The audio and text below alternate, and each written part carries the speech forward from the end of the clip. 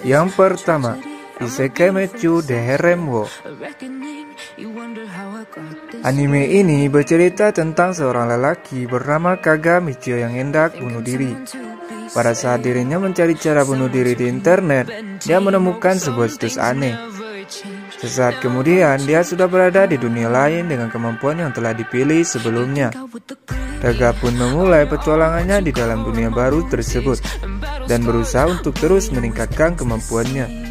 Tentu saja, anime ini menampilkan karakter-karakter heroik yang terbilang sangat vulgar. Apalagi di bagian intim para heroik gadis tidak disensor. Yang seperti apa animenya, silahkan ditonton saja.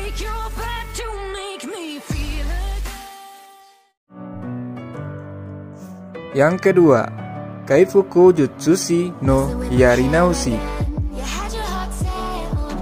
Healer jelas tidak dapat bertarung sendirian.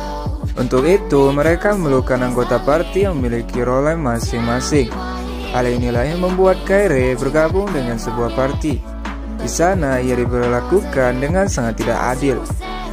Merasa bahwa ada yang salah, Kairi baru mengetahui bahwa kekuatannya sebagai healer bisa ditingkatkan lagi dan lagi.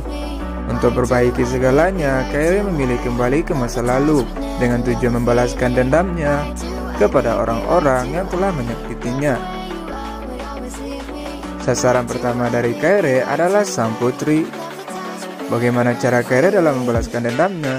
Di 4 tahun yang lalu, silahkan saja nonton animenya.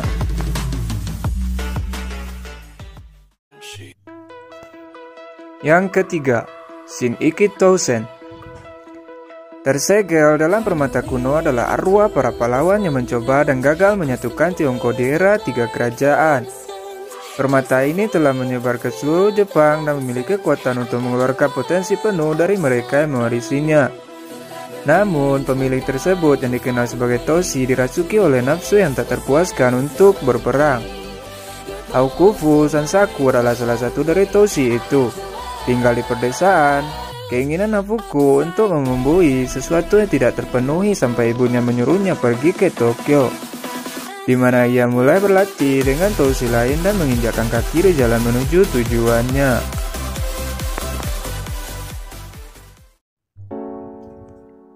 Yang kelima, Hex School DxD. Bercerita tentang seorang siswa bernama Hyodo Ise yang memiliki impian menjadi seorang raja harem. Ia terkenal dengan sifatnya yang gila dan mesum terhadap para gadis. Hingga suatu hari, impiannya yang telah lama ia nanti-nanti datang saat seorang gadis mengajaknya untuk berkencan. Naas, bukannya kebahagiaan yang ia dapat, ia malah terbunuh oleh wanita tersebut saat kencan berkencan. Ternyata wanita tersebut merupakan seorang malaikat jatuh. Tapi akhirnya kesempatan kedua pun datang. Ise diselamatkan oleh kakak kelasnya yang bernama Rias Komori. Iblis kelas atas yang tak lain merupakan salah satu gadis yang paling populer di sekolahnya.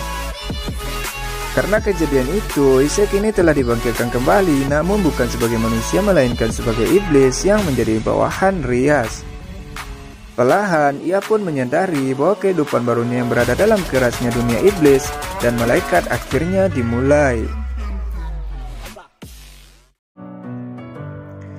Yang keempat, Saikoku no Dragonar.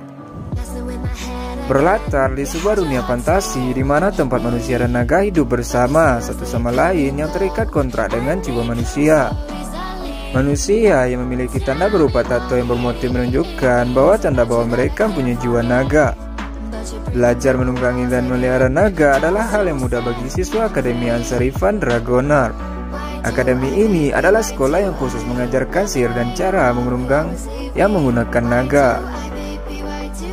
Cerita ini berfokus pada siswa kelas 10 yang bersekolah di situ, yaitu Asplek. As sering diejek dengan sebutan siswa paling bermasalah karena dia tidak bisa sama sekali mengeluarkan naganya. Hingga suatu hari naga yang ada pada diri As terbangun, namun muncul dalam bentuk yang berbeda, yaitu seorang gadis cantik. Gadis itu juga menganggap dirinya sebagai master dan As sebagai bawahannya saja. Apa yang sebenarnya terjadi? Siapa gadis cantik yang merupakan naga dalam diri As? Silakan kalian tonton saja animenya.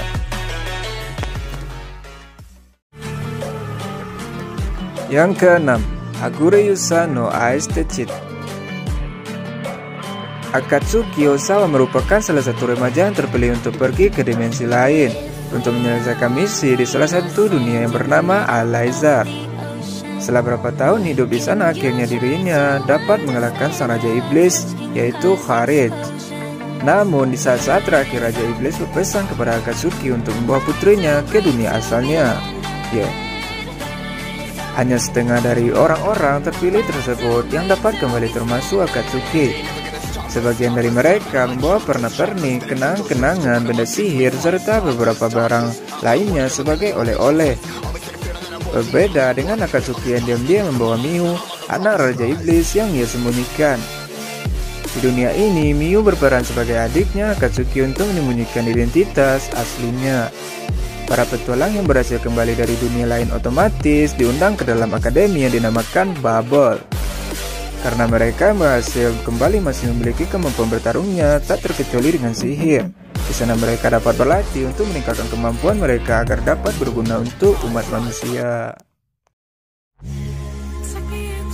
Yang ketujuh, Dakaraboku wa Haga Dekinai.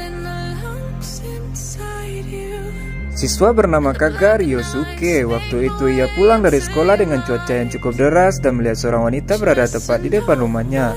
Wanita tersebut terlihat seperti sedang menunggu seseorang.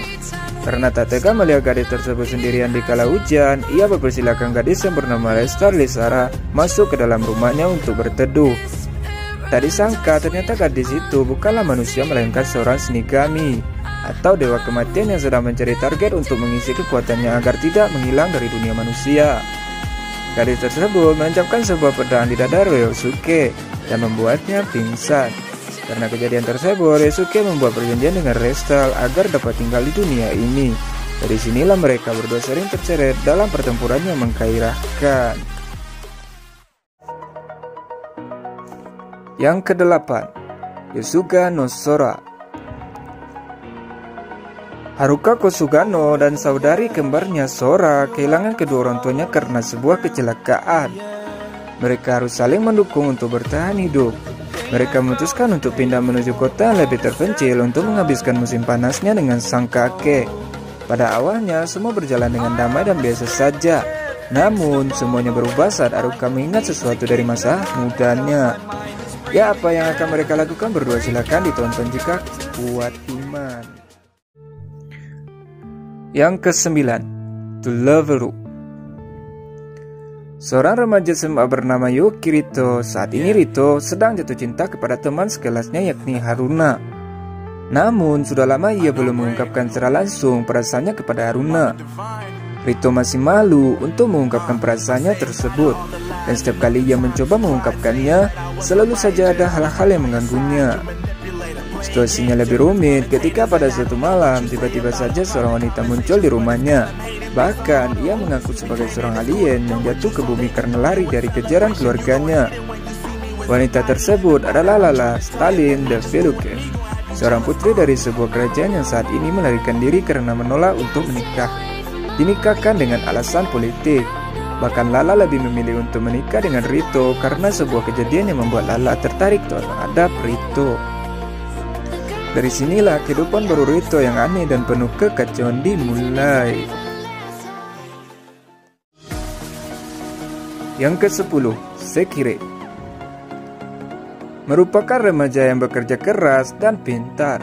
Namun karena tak bisa menahan tekanan, ia pun gagal dalam ujian masuk perguruan tinggi untuk kedua kalinya. Oleh karena itu ia pun dipandang rendah oleh orang-orang yang ada di sekitarnya. Namun kehidupannya kini berubah semenjak ia bertemu dengan gadis cantik bernama Musubi. Ternyata Musubi merupakan Sekire, makhluk humanoid luar angkasa dengan kemampuan luar biasa. Tujuan Musubi pergi ke bumi yaitu mencari master untuk dijadikan sebagai Ashikabi. Akhirnya Musubi mencium Minato dan membuat ikatan antara mereka berdua. Minato belum tahu bahwa tanggung jawab yang harus ia terima sebagai seorang manusia terpilih Ashikabi di mana mereka harus bertarung dalam pertempuran dengan Ashikabi lainnya untuk bertahan hidup dalam Skirip Project. Bahkan hal yang lebih buruk dari itu mungkin akan terjadi.